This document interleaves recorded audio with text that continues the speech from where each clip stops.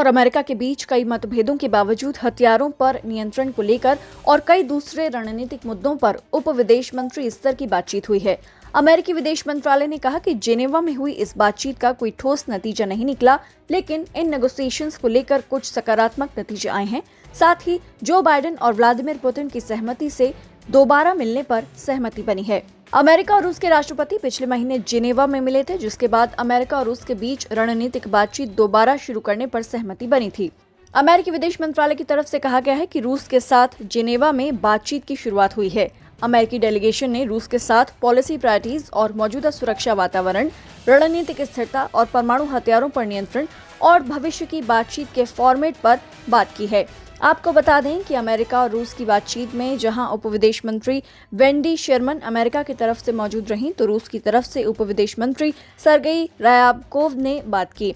अब अमेरिका और रूस की अगले दौर की उच्च स्तरीय बातचीत सितंबर के आखिर में होनी है। अमेरिकी प्रतिनिधिमंडल गुरुवार को नेटो सदस्यों को इस बातचीत के बारे में जानकारी देगा।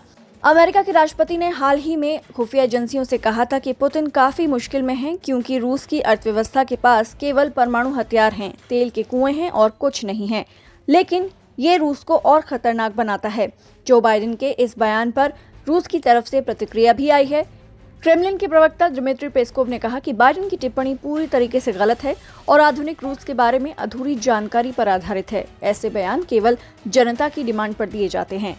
हालांकि आपको बता दें कि इस तरह की जुबानी बयानबाजी से रूस और अमेरिका के बीच अहम मुद्दों को लेकर हो रही बातचीत पर कम ही असर पड़ने वाला है। दोनों देशों के रिश्तों में केवल रूस की एक मांग आड़े आ सकती है, जिसमें वो अमेरिका को मिसाइल डिफेंस सिस्टम पर नियंत्रण करने को कहता है।